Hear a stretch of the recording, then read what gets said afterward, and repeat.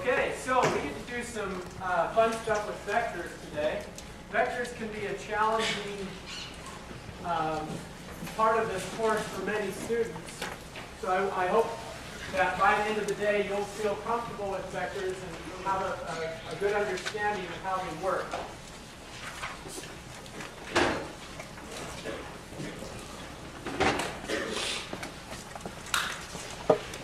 Okay, so last time we referred to one-dimensional motion. We didn't really need to think about vectors. We talked about a magnitude and direction, but basically the direction was, is it going to the right or is it going to the left? And now what we're interested in is we can have something that's moving in multiple directions, and that is the concept of vectors is incredibly important. We're going to be using those throughout the rest of the course. So I hope if you have any questions, don't hesitate to ask, because vectors, it's important that you get this down now so that you won't have problems as we go throughout the course. And it becomes very important in many components of physics that you understand what vectors are. So who can tell me what a vector is?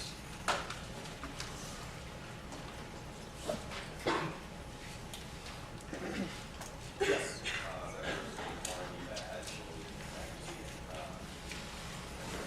Okay, so it has magnitude and direction. Can you give me a couple of examples? Okay, so velocity was used as an example. You know both its magnitude, okay, which we refer to as the speed, and its direction. Right? Vectors show up all the time in what we do, and we even think about things in terms of vectors, right? The book gives an example, right? When you ask someone for directions, they may say, go this way 3 blocks, go this way 2 blocks, and that is describing things in terms of vectors, okay? Or as the crow flies, right?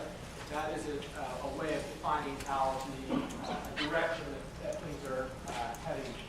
Now, scalars. What is an example of a scalar? So there are scalars and there are vectors. A scalar does not have direction. So what are some things with scalars? Yes? Speed. Good. Speed's a scalar. It's just some quantity we define one number to. Okay, what else? Yes? Energy, right? We just say so many joules of energy were dissipated in a particular process, or it took this much energy to it. We don't say it took this much energy in that direction, right? But we're going to talk about those sorts of things a little bit later. Okay, energy. What else? Yeah. Mass, okay, good. Yes. Distance, okay. And as opposed to, for example, displacement, we said that distance is simply the amount of, well, distance covered. That's a circular definition. But we don't need to worry about, for example, displacement. We say it has both this distance and this particular direction. Okay, any others? Yes. Temperature, okay. Now sometimes we actually give, not thinking about it, some vector quantity, a scalar or some vector quantity, right? We'll say, but we don't really mean what we're saying. We say it's 20 degrees Fahrenheit and it's going south, which we need to understand that it's going to get lower, but we don't necessarily mean that it's actually heading southward, right? Temperatures don't go south. Okay, so let's show how we write vectors. We basically say, I have some vector, and I write it in this form. Let me get a piece of chalk. It's kind of hard to see. I like these green blackboards, you know.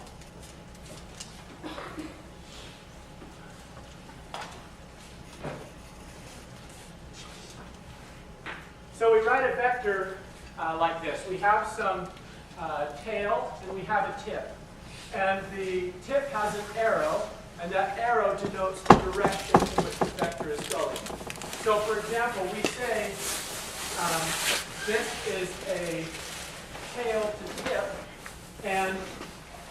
but I can take that same vector, and I can call this A, for example, and I can define this as minus A, right? Just denoting that it is going in the opposite direction as A. Okay, so we go tail to tip, and this direction that that vector is going. We say minus A is the same vector, but I mean the same length, but in the opposite direction. Okay? Now, for example, if I have a displacement, if I say that this is some displacement vector, then I may have actually traveled, right? I may have been on some sort of mountain path, and this mountain path took me through this distance here, and I may have traveled along here, but in the end, what matters are the endpoints, right? The tail and the tip, and ultimately my displacement vector is given by this vector that we drop here, not by the actual path that I took to get to that endpoint that we've defined as the tip. Okay? So that's how we define vectors. Now, adding vectors.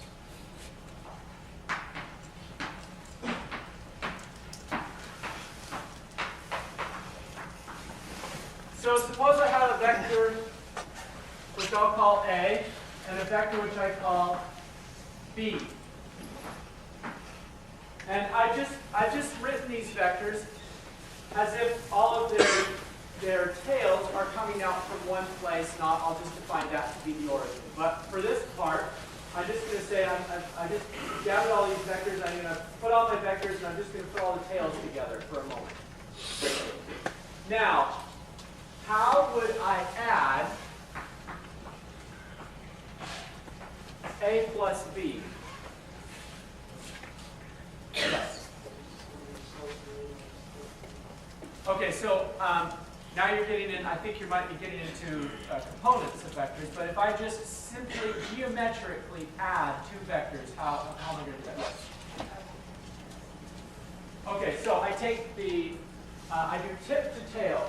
So for example, I can say A, I take A here, and then I'm going to add on B. Okay? So then I add, probably a little bit too much of B. So I say this is A, this is B, and the resultant vector of adding those two vectors together is a vector that we take from the tail of A to the tip of B. So we say that this is C right here, right? And C is some resultant vector where we add tip to tail one vector or the other. Now, is A plus B equal to B plus A? What do you think?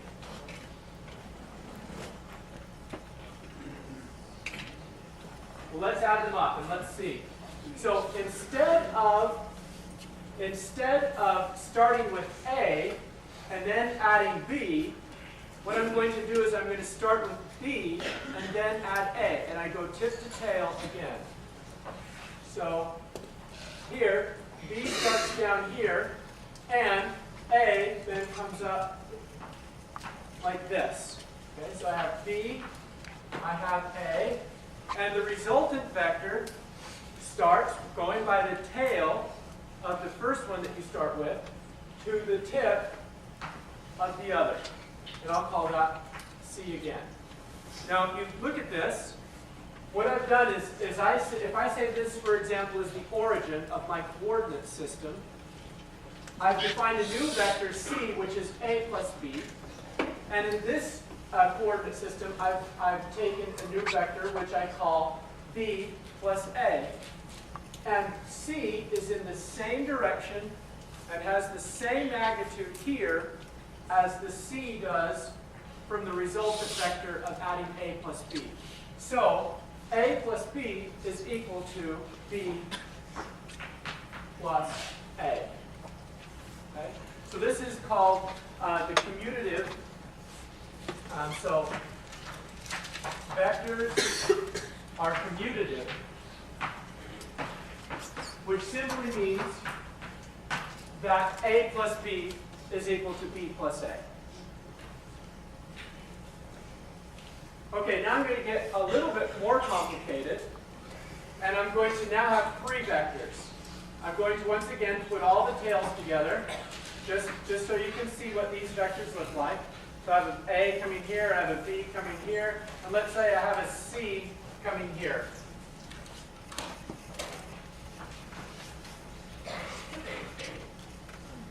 Now, I want to emphasize a notation here that I should have pointed out.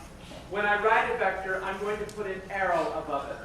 And that arrow just means that that is a vector. And so the arrow just is kind of a short way of saying that this has both magnitude and direction. Now, I'm going to add A plus B plus C. And let's see what that gives us. A plus B plus C gives me, if I look at this, let's first add A plus B. So I'm going to say A goes up here. No, sorry, let's do A plus C here. C comes here. What does this vector that goes from this origin to this tail look like? We'll just call this, we start from the tail, and we go to the tip, the tail of A, and go to the tip of C. Okay, and we're going to call this A plus C. Okay, so I get A plus C. Then I'm going to simply take, and now I'm going to add on B to this. So I can add B onto this A plus C over like this.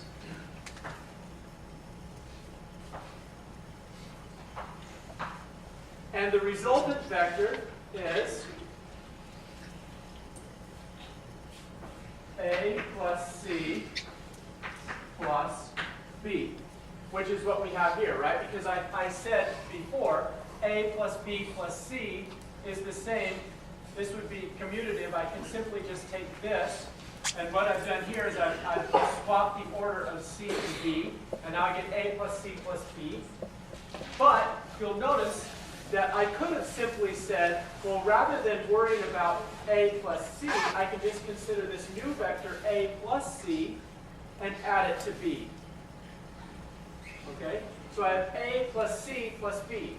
So this is a way of saying, this is my new vector A plus C, which is coming here, and then I'm going to add B onto that. Okay? But that is the same as if I had gone and done this. What if I simply said, well, let's first add A,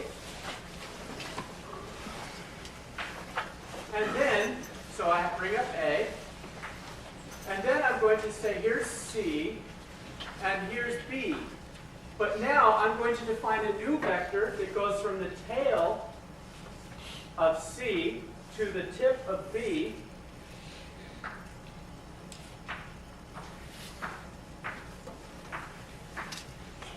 And I'll call this C plus B. And C plus B gives me this new resultant vector, A plus C plus B. And so we can see that this is equal to A plus C plus B. All right, so let me reiterate this. This is very important. This adding vectors geometrically is an extremely important concept to understand. I simply took a vector. I can take any one of these vectors and I can start at the origin. In this case, I chose A. I take A and I say A goes from the origin up to its tip. Then I added C onto that. I take C, and then I can say I have a new resultant vector, A plus C, which goes from the tail of A to the tip of C, and I call that A plus C. That is this vector, and that's what's understood by this right here. This is actually a resultant vector, which I can call some new vector, for example, like S or D or whatever we want to call it. And I can call this new resultant vector A plus C. So really I have just some other vector, which I can call B plus B. Then I add on B to that, and I get A plus C plus B. So this vector right here is the same as this vector right here. Or I could have done the same thing. I started with A, then I add on C, then I add on B, but I could have done this, gone from the tail of C and defined a new resultant vector, which I call C plus B, which goes from the tip of A down to from the tip of A down to the tip of B. Okay? Yes? Do you have to add them to a time? Or can you just like, if you got A and C and then B, just do the line across? I'm sorry, can you say that again? Like, do you have to add them two at a time, or can you just do it all? I could add them 3 at a time. Because this new resultant vector, A plus C plus B, is now just a vector in and of itself.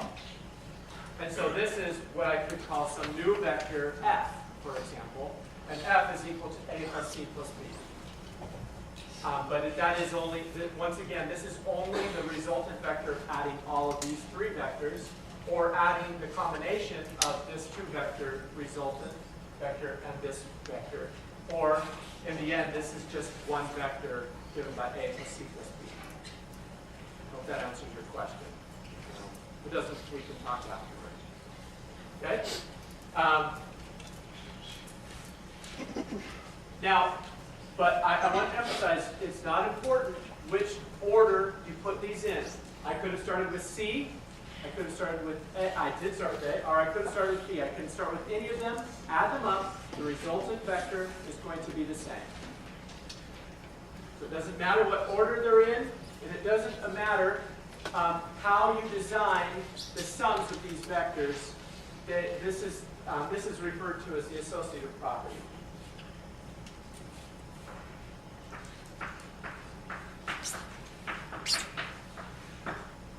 Okay, so they're commutative and associative.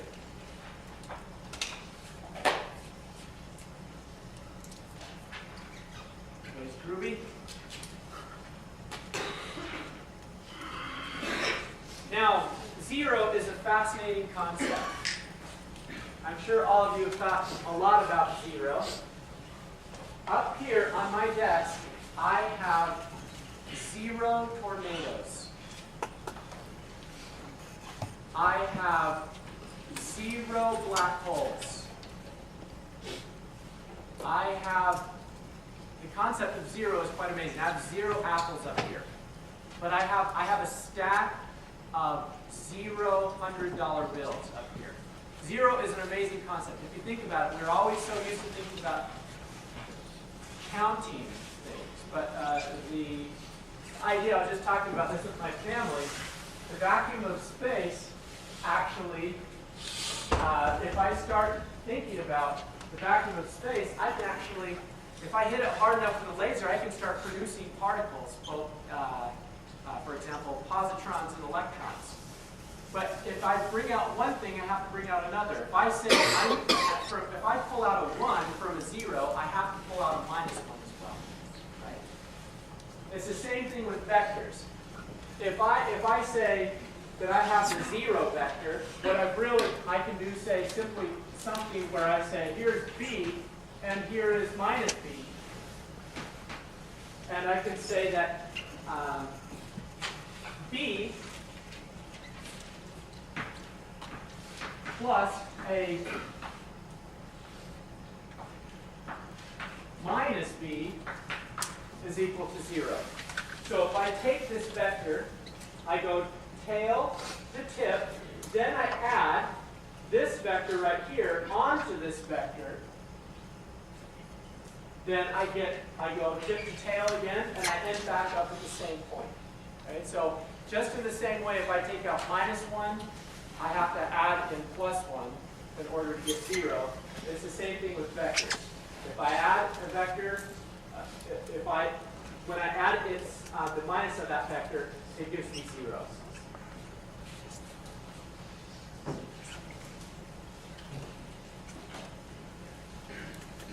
Did you know that I think it was around several civilizations started thinking about 0 about the same time? I think around 600 BC. And it's just quite a fascinating thing that several seemingly different civilizations. That's cool.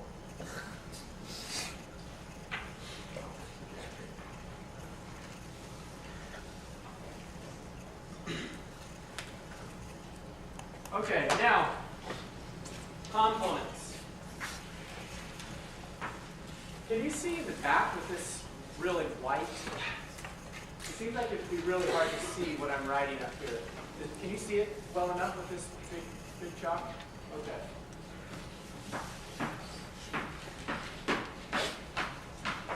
So what are components of vectors? You can tell me what a component of vector is. Yes.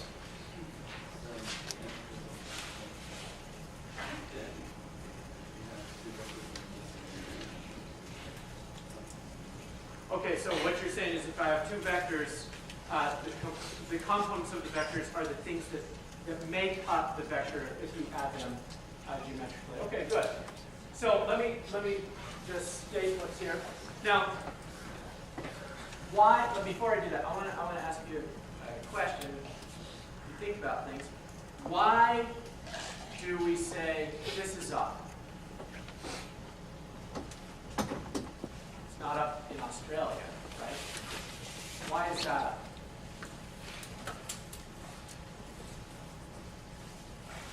That's how we kind of define up. But we say that this is vertical, we say that this is horizontal, because we like reference points. And to make ourselves extremely happy, we like to say, this is X and this is Y. And it's just because this is how we're used to things. If you go outside and look at buildings, rarely are you going to see them like this. And when you do, they're famous buildings. So it's because if I look at this desk, right, we almost can see a three-dimensional coordinate system here. We have what would look like a Z-axis, an X, and a Y. Right? We kind of define these things simply because that's how we're used to thinking about things. If you look at man-made objects versus natural objects, man-made objects have an incredible amount of horizontal and vertical components to them. And whereas natural objects have a lot more other stuff happening. And I actually, one of the things for my job is I actually analyze images and for doing quantum stuff. But if I look at man-made images, they have an incredible amount of horizontal and vertical stuff. And that's just how we like to think about things. So if you just think about why we do certain things in math or physics, it's because that's the easiest way for us to think about things. So we choose axes that we say are vertical and horizontal. And we say that this is X and we say that this is Y when we're dealing with 2 dimensions. When we deal with 3 dimensions, we say that this is X, this is Y, and this is Z. And I'm sorry I can't draw a 3-dimensional figure, but really what we're saying is X comes out of the board. I'm trying to give you a 3-dimensional perspective, although this doesn't do a really good job. But X is coming out of the board, Y is coming this way, and Z is going this way. This is actually referred to as a right-handed coordinate system. Because if I take X, put my fingers in the direction of X, and wrap my fingers in the direction of Y, it gives me the direction of Z. That is referred to as a right-handed coordinate system. And we're going to talk about the right-hand rules here in just a minute. But we have X, Y, and Z. So when I talk about 2 dimensions, I'm going to refer to this as y, this is x. When I talk about 3 dimensions, I'm going to talk about x here, y here, and z here. And when I draw a vector, what I'm going to say is its components of the vector are the components that if I add those vectors geometrically along, so I say what is the component of a vector in the x direction and what is the component of the vector in the y direction, so that if I add those geometrically, it gives me that original vector map. So if I have a vector A here, what I do is I say how much of that, what is the projection of this vector onto the x-axis? It is the component that comes out here, and the component that comes up here is along the y. So that if I take this component and add it to this component, it gives me this component. The second thing I want you to notice is that this is a right, we always use right angles because there's a tremendous simplification in the mathematics if we consider these to be orthogonal or right angles or perpendicular, however you like to think about it. But these axes are at right angles with respect to each other. We call these orthogonal. It's an orthogonal decomposition of a vector. And all that means is I'm taking a component of a vector along a set of perpendicular axes, because this is the simplest way to do things. If I had a y-axis that was tilted like this, it makes my life a lot harder. Okay? No, not that much harder, but enough that it's pain in the neck. So we just do this for simplicity reasons. And so we just think about these components of the amount of vector along this axis and the amount of vector along this axis, so that when I add those components, they give me the original vector back. That's what's meant by components. Similarly, I can draw a vector in 3 dimensions here, and I can say how much is in the x direction, how much is in the y direction, and how much is in the z direction. And when I add those components up, geometrically, it will give me the original vector that I have. Okay, so what we say is this is A, and then just by definition, we say that this is AX. Now, for the moment, I'm not going to give this a direction. We already know what that direction is. It's along X. So I'm just going to define this as a magnitude here, AX, and I'm going to show you the mathematics that we use in just a minute for what AX means. And then AY is the component of A along the y-axis. Okay, so we have AX and AY, and this is the vector decomposition of A along these orthogonal axes.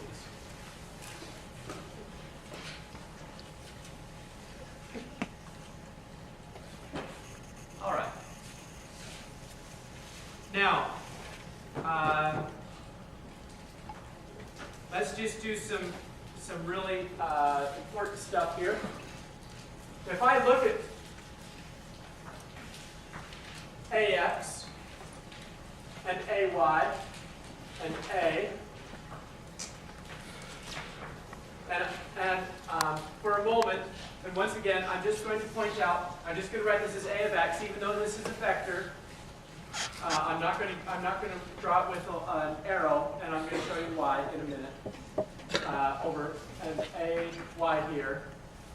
And if I look at this A here, and I want to know what the magnitude is of A, we write this, the magnitude of A, without a vector symbol above it, but that's defined as, this just means the magnitude of A, okay, or the modulus of A. So if I just say that is equal to what? The beauty of using orthogonal axes is now I can use right triangles, right? So if I have a right triangle and I want to find the length of this component, or the length of this side, how do I do that? Sorry? Okay, so I take AX squared plus AY squared, and I take the square root. This is one of the beautiful reasons for using the decomposition along orthogonal axes, because you can use these well-known simple formulas for finding magnitudes.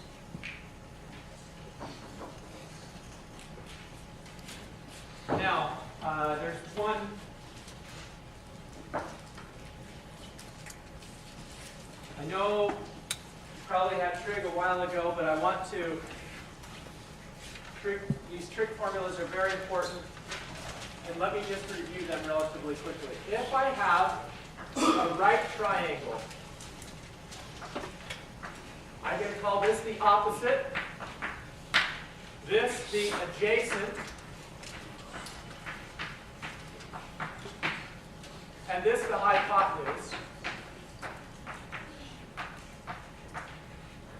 And this is the angle. So it just means the side adjacent to the angle of interest, the side opposite of the angle of interest, and the hypotenuse this way.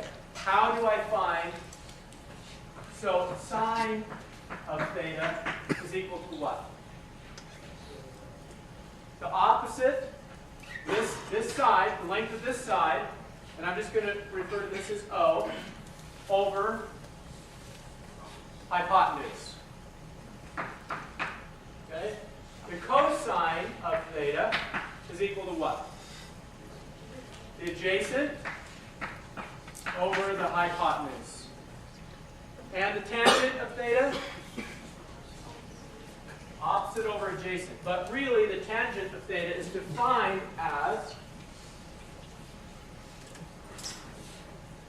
the sine of theta divided by the cosine of theta.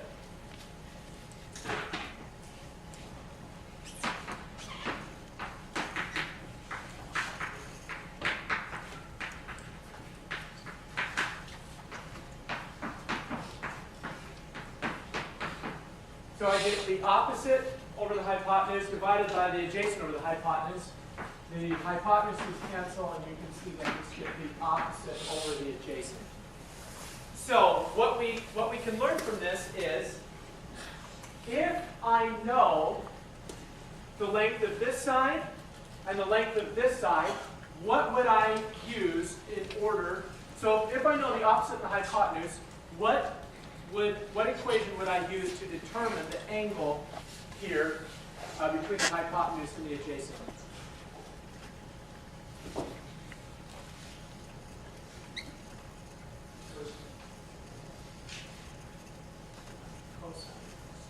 Sine. Okay, good. So I would use the sine of theta is equal to opposite over hypotenuse, but in order to find the angle theta, as you're pointing out, you need to take the arc sine, which is the inverse function of the sine, and when you take the arc sine of the sine, it just gives you theta, and so you get the arc sine of the opposite over the hypotenuse.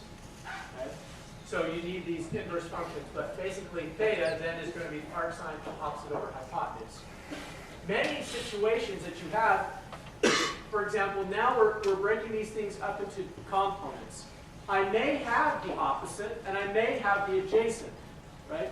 And so what you would use in that particular case is the tangent of theta, right? So theta then would be equal to the arc tangent of opposite over adjacent. And all of your calculators have either arctan on them, which is either a tan, or tan minus 1, which just means it's an inverse function. Okay, so when you're finding these things, that's how you do it. So,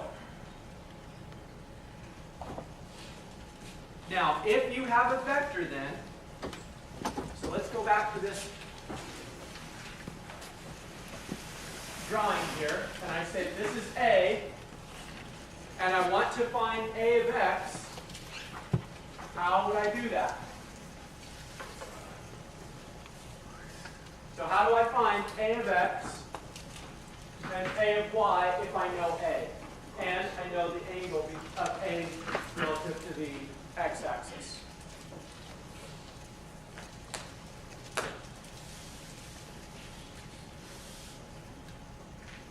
Okay, AX, right, is the adjacent.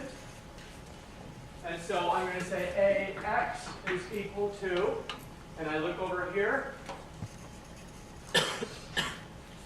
I see that the adjacent is going to be equal, I bring the hypotenuse up, right?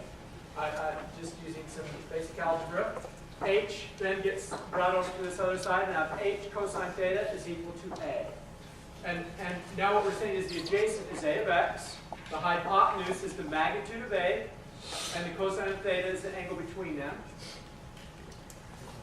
And so we can see that a of x is equal to a cosine of theta, and a of y is equal to a sine of theta. So you give me a vector, and I can represent it in this coordinate system by simply knowing what the angle of that vector is with respect to the x-axis, and then I can tell you what its components are.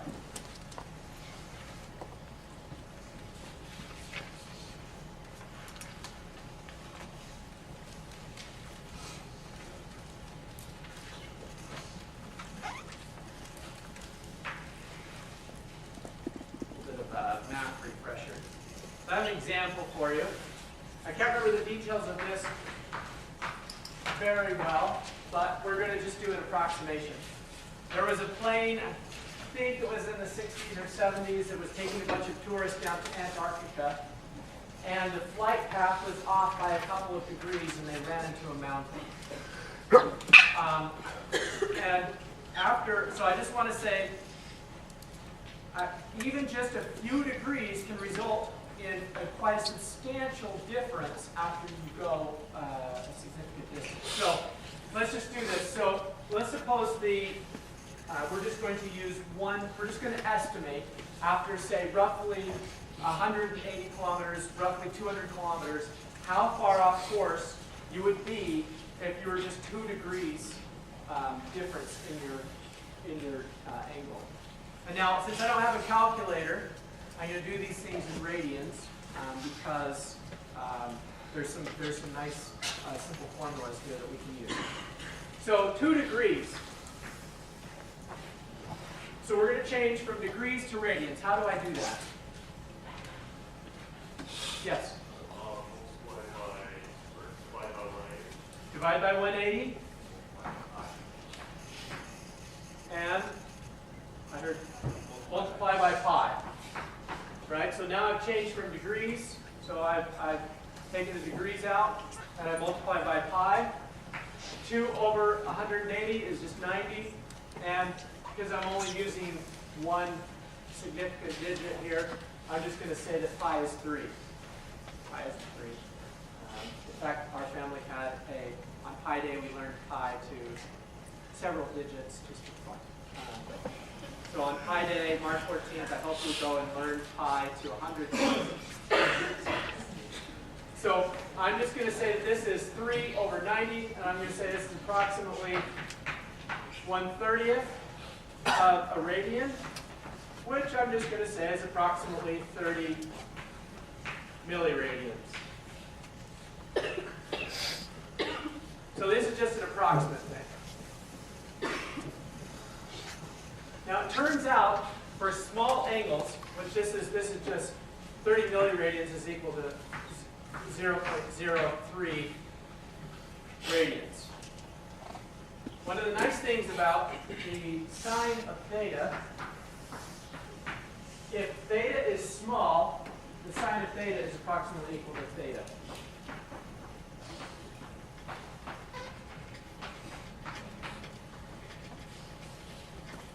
We're going to use this approximation several times in this course.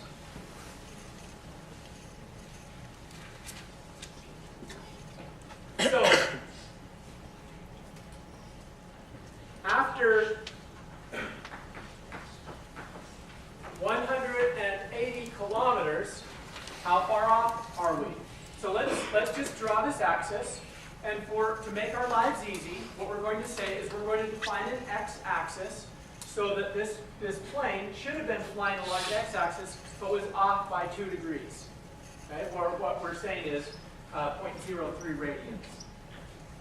So I have something over here, and what we're interested in finding is it should have been here at the end of that 180 kilometers, but it actually was here, and we want to find out this distance that it was off in its trajectory, or even just a couple of degrees.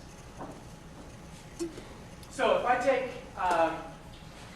so how would I do that then? How would I find this right here if I know that this is 180 kilometers? How would I find this length here? Yes?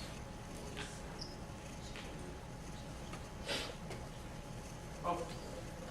Okay, so we have, what formula would I use? Okay, so I say the sine of theta is equal to the opposite over the hypotenuse. We know what we don't know what opposite is. So what we're going to say is opposite is equal to the sine of theta times the hypotenuse. But we just said that the sine of theta is equal to theta for very small angles. And so we get that h is 180 kilometers multiplied by 1/30th, or I'll just say 1/30th for the time being. And we see that this is about 6 kilometers.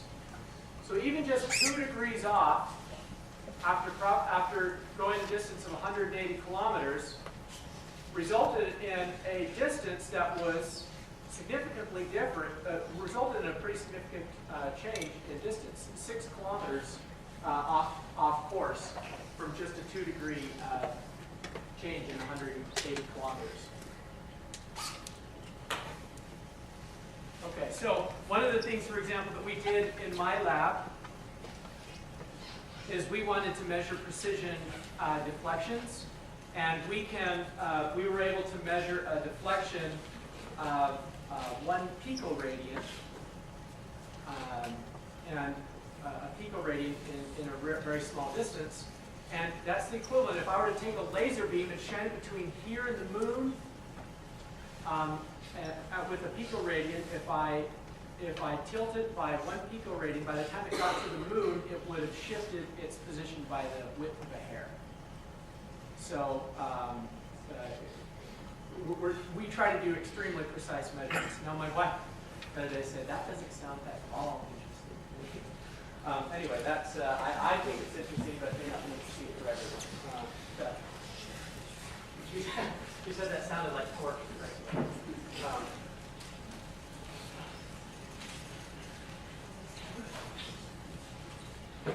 Okay, so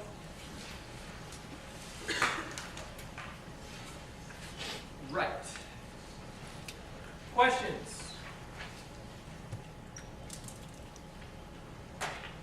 Now, I know you've all had trigonometry in high school, but I'm just going to do a little bit of review just to make sure everyone is on par with what we understand trigonometry to be.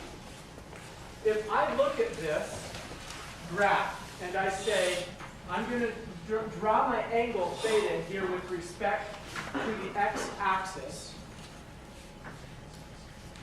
and I'm simply interested in knowing the amount or the length of this side as a function of angle, and I draw that on a curve, what is it going to look like? So what is the length of that curve going to be? What is the length of this component here as a function of angle? So if theta is equal to 0, what is the length here? 0. Now I take this vector and I start to rotate around. I'm interested in what's happening to the component. When this vector gets straight up and down, how big is this component here? It's its maximum, right? So if I just draw this and I say theta is on this axis, at 0, I have a length of 0. As I get to 90 degrees, and I can call that 90 degrees, or I can call it pi over 2, however you want to define that. But as I get to 90 degrees, I have a maximum. Then, as this continues to go around, what happens when I get over here again? 0. Okay? And then it's just going to follow this cyclical behavior, because as this goes around, this just passes through 2 pi or 360 degrees and starts over again. And so I get this periodic function that goes on forever because it just continually wraps around 2 pi. Okay? So this is the projection. This is the AY projection of A, and this is its functional behavior given the angle theta. Now what is going to happen for AX? Now AX is the projection of this vector along this axis. And that is proportional to the cosine, right? So what's going to happen there? When theta is 0, what do I have? I have a maximum, right? So I'm going to look at a maximum, and then as the angle increases, so this is what we would call the sine of theta. This is the cosine of theta. And it has a maximum at 0, and then goes down. When it gets to 90 degrees, it's at 0 because that vector is now lined up with this. It's at 0, and so then it goes to 0, and then it goes to minus 1. The cosine of theta goes to minus 1 when it's over here. So this is sine of theta, but you recall that if this is a of x or a of y, it's the hypotenuse multiplied by sine of theta, and the a of x is equal to, or I should say, let me say a here,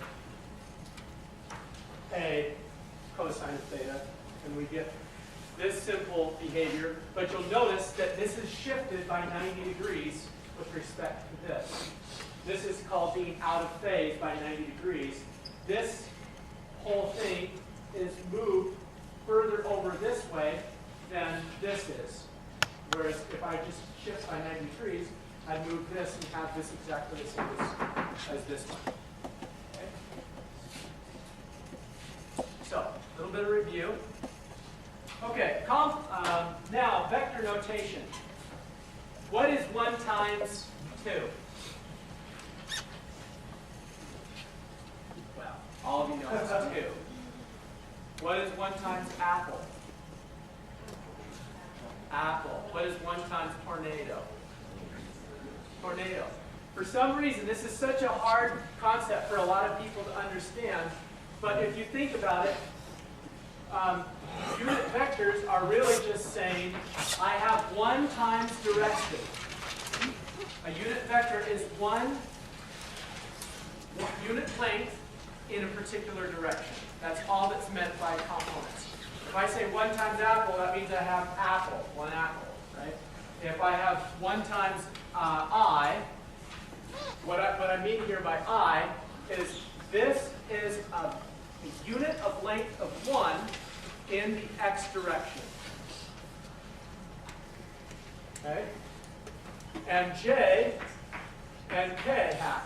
And what I mean by the hat is that is to remind us that this is a vector, but it has a length of 1. If you haven't seen Brian Regan on girth units, I recommend it. It kind of gives you this sense here. But I is the direction is a length of 1 in the x direction.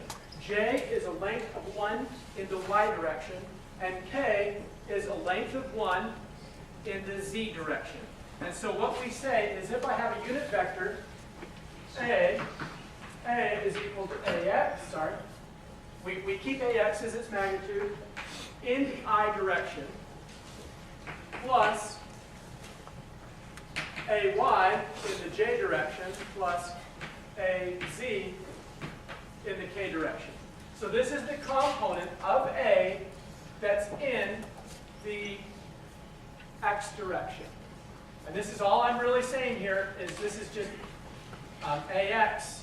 This is like saying if I just had I here, it's like saying 1 times direction in the X. 1 times X direction. So this is AX, or the amount of A in the X direction.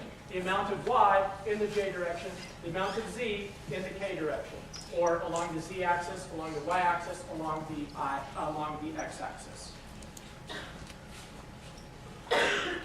so if I have this scenario again, and I say A is like this, then AX, I say AX is in this I direction, and AY is in this J direction. I'm just being pedantic here, but these are the components, AY in the J direction, AX in the I direction, and then A like this. And we know how to find AX now. AX is just going to be A cosine of theta. AY is going to be A sine of theta, but in the J direction and in the X direction.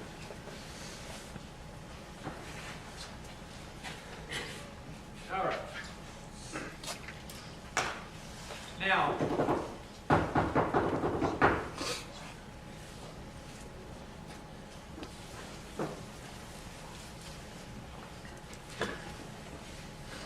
let's do one last thing and then we'll do some examples. I want to multiply vectors. There are two ways that we're going to multiply vectors. One is the dot product and one is the cross product. And each of them mean different things, quite different things. One is a scalar, one is a vector. Okay? The dot product, so suppose, let's say we have A,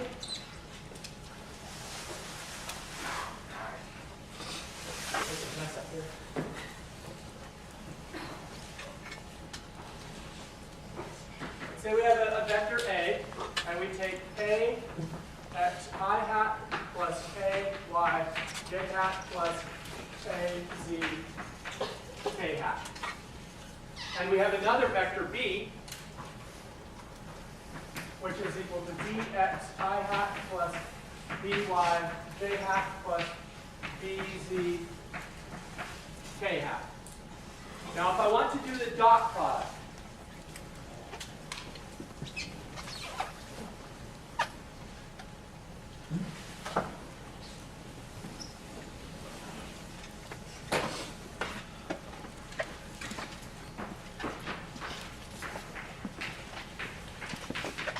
so let's say I want to do A dot B. How would I do this? What is A dot B? Yes? AX, BX plus AY, plus Okay, good. So it's AX BX plus AY BY plus AZ BZ. And that's just a number. So how do we get that? Well, what we're saying is when I do a dot product, I'm asking how much of A is in the B direction, or how much of B is in the A direction. Okay, so the dot product is what is the amount of A in the B direction, or vice versa. It's a lot like doing components, but now we're saying let's consider how much A is in the B direction. So let's consider, for example, I dotted with I. How much of the x-axis is along the x-axis? Well, they're the same direction, right? And so we say 1. How much of I is along the y-axis? How much of the x-axis is along the y-axis? Okay, so this is 0. What we're saying is, what is the projection of the x-axis along the y-axis? These are orthogonal functions, or orthogonal axes, and so the amount going in this direction that's in this direction is 0. Okay? Similarly, I dot k is equal to 0. And so j dot k is equal to 0. J dot j is equal to 1. So if I simply look at these vectors and I say, I'm going to take this vector and multiply it by this vector, I'm going to get 9 terms, right? I get ax times bx, ax times by, ax times bz, and I'm going to get I dot j, I dot k. But that I dot j is 0. The I dot k is 0. And so what we're left with is ax bx plus ay by plus az bz. because I dot I is 1, j dot j is 1, k dot k is 1. Okay. This gives us a dot b is equal to ax bx plus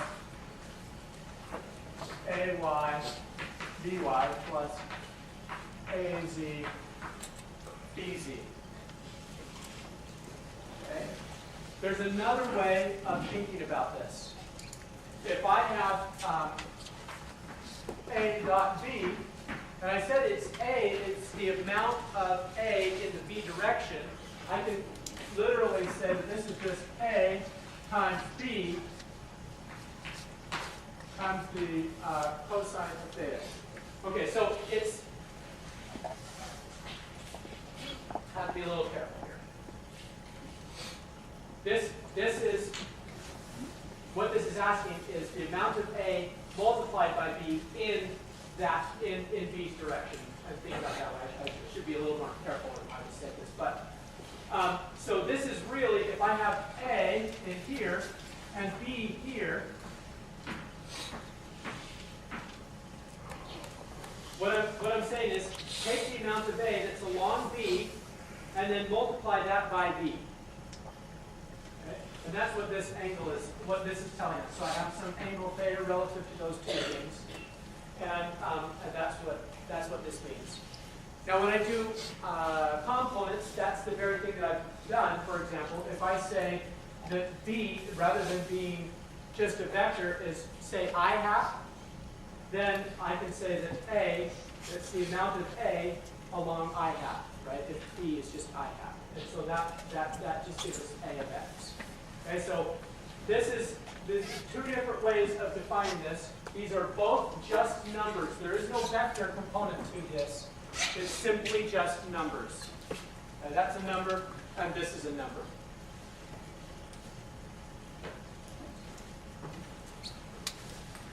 Questions? So now cross product, which is the trickiest thing that we're going to study today.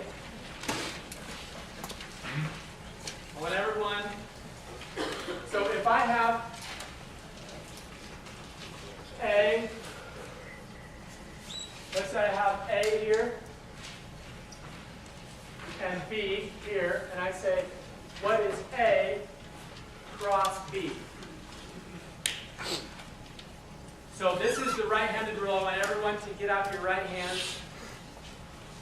Don't get out your left hand. If you get out your left hand, you're going to do it wrong. If you're left-handed, I'm sorry. This is just convention. So if I take A, what I'm going to do is how I'm going to find out what the resultant vector is, because when A cross B, it gives me a new vector. Okay? I'm going to take A, take my hand along the A, I wrap my fingers into B. And the direction my thumb is pointing is the direction of the resultant vector. Or I should not use that earlier. That is the cross product of A and B. Okay? So where is A cross B pointing? Out of the board. And this becomes very important when we deal with angular momentum, torques, stuff along this line. A crossed into B gives me this direction out of the board. Now, what if B was down here? What would I get? Let's suppose, so I have that example.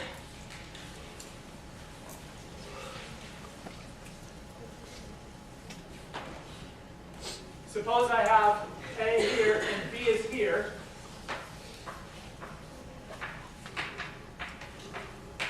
A cross B is in what direction? So now I put my fingers in the direction of A. You always start off, your fingers in the direction of the first vector here. What you do, if your fingers always go in the direction of the first vector, then your fingers wrap in the direction of the second vector. And where your thumb is pointing is the direction of the cross product of those two vectors, which is now into the board. Okay, so A cross B is going to be into the board. How do I find the magnitude of A cross B? The magnitude of A cross B, I can just write like this. This is going to be A times B times the sine of the angle between them.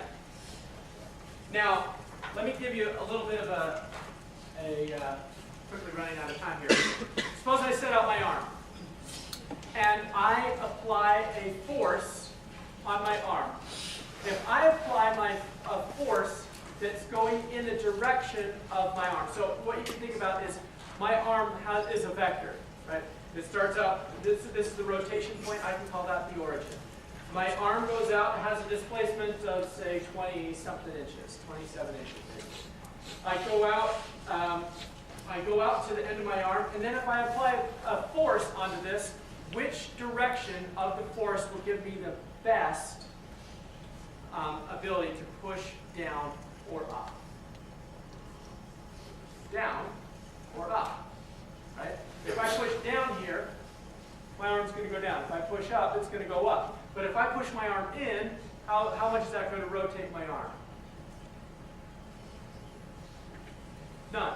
This is a good example of A cross B. What it means is, if A and B are in the same direction, it's 0. That's just like my arm. If I'm asking how much torque is going to be applied to my arm if the force is going in the same direction, like if someone's pulling on my arm or if someone's pushing in my arm, there would be no torque on my arm. My arm would stay at the same height. But if there's a force going this way or a force going this way, my arm was going to go up or down. Right? And the optimal is going to be when the force is perpendicular to the vector that my arm is making. Okay? That's what this thing is saying. For example, A could be simply the displacement vector of my arm, and B could be the force acting on my arm. And so it's going to be maximum when the sine of theta is maximum, which occurs at 90 degrees. Okay? Or when the force is perpendicular to the displacement vector associated with my arm. Okay, so this is the magnitude of that vector, and the direction is going to be governed by doing this right-handed rule. And so I hope you feel comfortable about doing the right-handed rule, because that is going to tell you which direction things are pointing, and this is going to give you the magnitude of the direction in which things are pointing. We have 5 minutes left, right?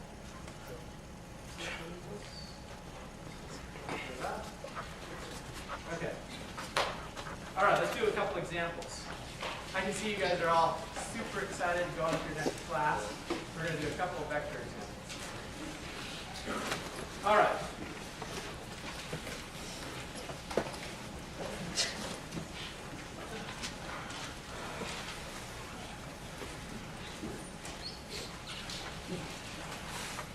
¿Tienes hablando español? No. Ah, okay. Yes. I thought that's why you're laughing. Okay. Now,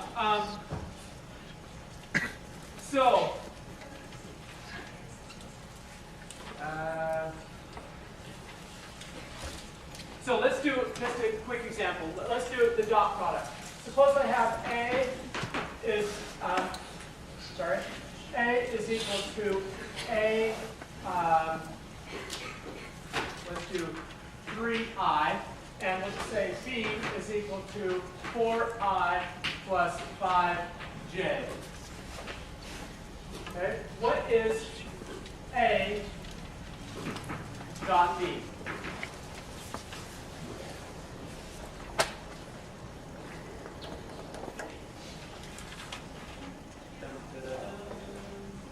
Well, right. Now, what is A cross B?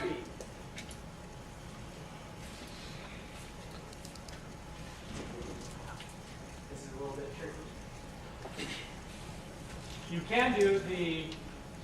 you can find what A cross B is by saying that A times B times the sine of theta, and then find the resultant direction. But I want to show you one last mathematical trick. In algebra, in linear algebra, you learned about the determinant, but I want to show you how you can use the determinant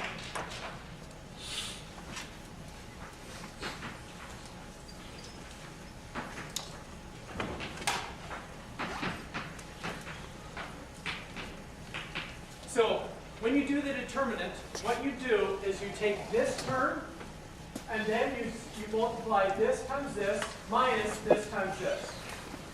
Then I go to this one, and then what I do is I do a minus on this one, and then I say this times this and this times this. You ignore what's underneath. Okay? But I take and then I add this multiplied by this times this and this times this. Okay, so let me show you what this means. So I have, in this particular case, I'm going to say I hat is multiplied by A, Y, B, Z minus B, Y, A, Z.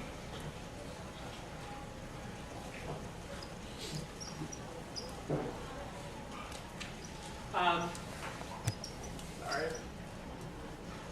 Then I'm going to have minus J, and then I'm going to do AX, BZ minus BX, AZ plus K hat of AX, BY minus, sorry, BX, AY. And that is how you can do this. So if I do all of these things, I just take, what I have is an AX. So I find where there's an AX term, and I find where there is a, So I have an AX term, and I have a BX term, and I have a BY term. And so those are the only things that are left in here. But in this case, you can see that A is along the x-axis, B is up here, and so you can see it's going to be coming out of the board. So what you're going to have is only this term is going to survive of these three terms.